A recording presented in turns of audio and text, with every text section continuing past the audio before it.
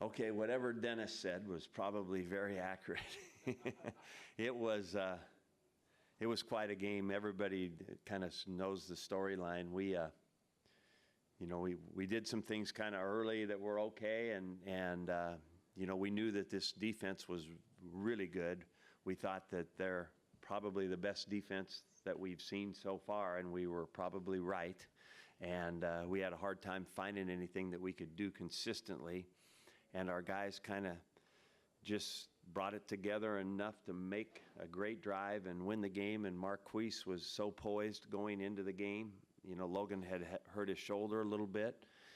And he went into the game, did a nice job, obviously, and just kept his poise, made plays, and it was a beautiful thing to see. But it was really a competitive, hard-fought game. Both defenses were outstanding. Coach, when you had to go to Marquise, that was a given statement because of Logan's injury. How confident were you that you knew that everything he's done in practice leading up to this, he was going to be able to take it? Well, I was thankful that Marquise had been in the games. We played him early on, and we've said from the beginning we really liked our quarterback room, and he kind of just proved everybody right tonight, including himself. He's won a lot of games in his career as a quarterback, and to go in there in those circumstances, as hard as it was to do anything, I was really, really impressed that he made some plays to help us win the game. Coach, congratulations on your win. Both of your corners played a phenomenal game tonight, to include Thomas and Bosby. They seemed to be all over the field. They had interceptions, and they had a pick six. They forced a fumble. How well do they fit into your scheme, and what do you think propelled them to win tonight? Oh, those guys are really, really they're good players, very instinctive, very aggressive, and they play intelligently. I mean, they do a nice job of really kind of hanging in there, playing competitively, and then being very sound most all the time. And then when they get an opportunity, they'll make a play. And they've got, I think, both the ability and that kind of mental toughness that you need to play the position. Coach, all four running backs really had a phenomenal game with their own styles of running. But Trey Williams once again comes up clutch for you guys. What have you seen from him and Aaron Green, who also had a very big night on the passing game? We're really fortunate to have the running backs that we do. We're glad to be able to have them all active. I don't think many people have four running backs active, but these guys are good football players. They do a nice job. They do it all. They're good teammates with each other too, and they play special teams. So, we feel real good about all of them.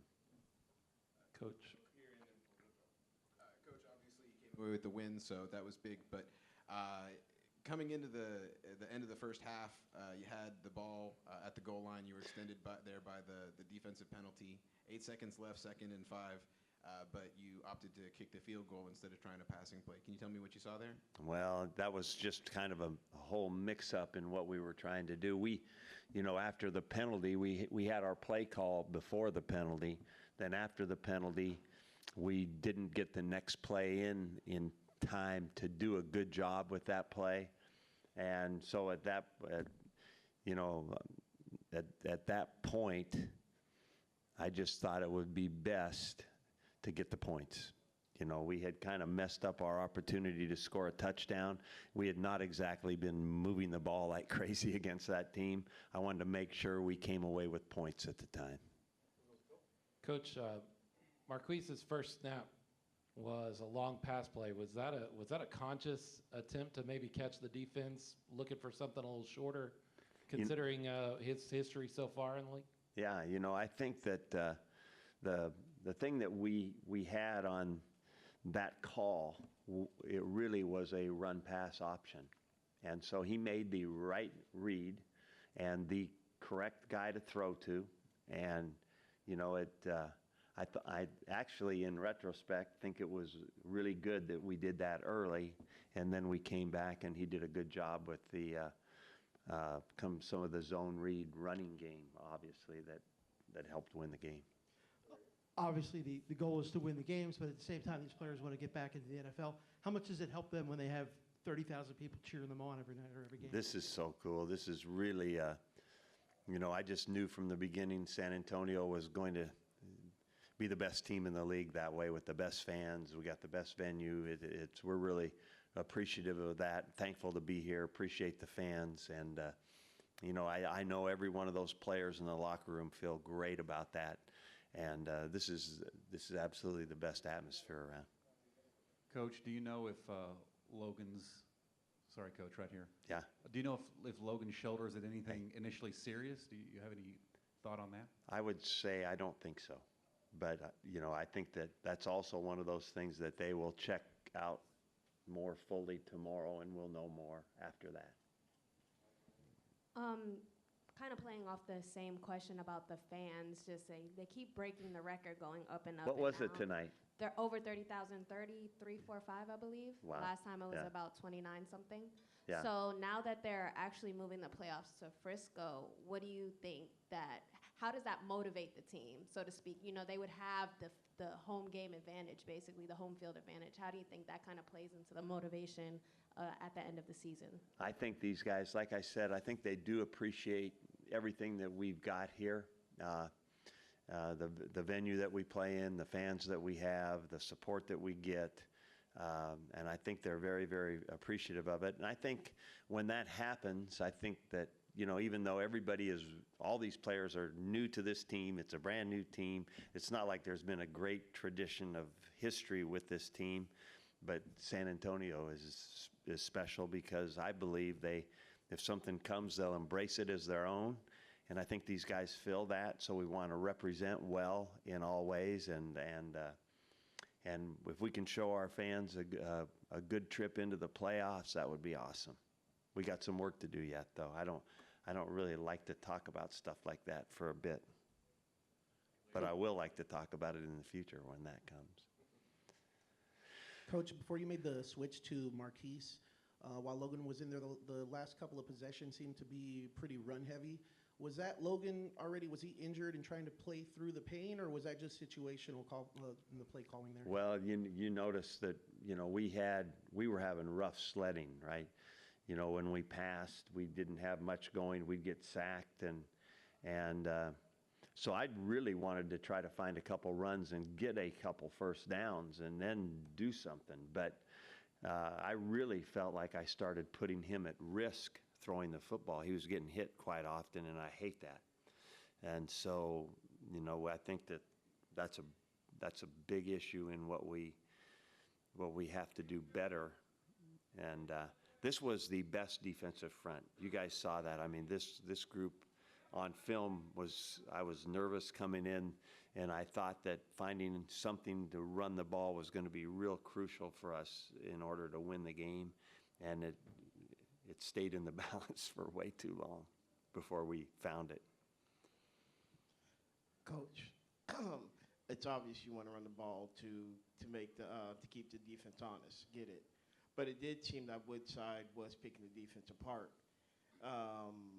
But you were constantly trying to run the ball with no avail.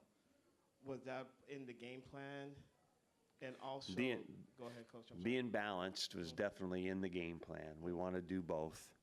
And like I said, I would have done more with Logan throwing the ball down the field.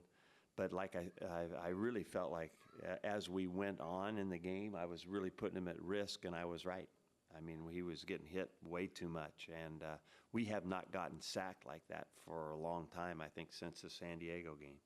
So I didn't like any part of that, how that felt. So I've tried to settle things down by running the ball more.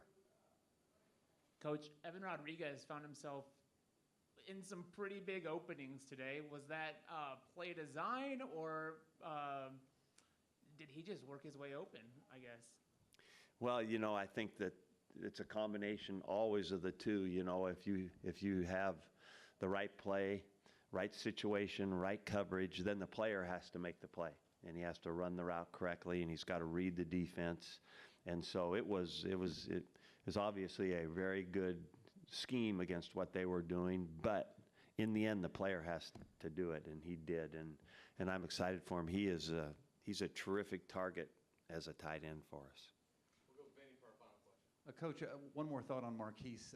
His skill set it seems is so much different than Logan's. How nice of a pet is that to have, to get a guy in there who can take off with the football, such a load to try to get down, and as somebody else pointed out earlier, to maybe catch the defense off guard. Yeah, there's no doubt about it. It was a great 1-2 punch tonight. It was kind of what we had envisioned earlier when we were going to play both of them quite a bit, and there it came back as to this looks like the vision that we had, but I will say this about him. Sometimes, like when we were doing that earlier and then we stopped doing it, some guys would kind of cop an attitude and maybe not be quite as ready because they would be disappointed they hadn't been playing. He never changed. He just kind of kept working, and because of that, I think he was able to just go in there and perform and make the plays tonight. That was pretty cool. All right, thank you all for being here. Appreciate it.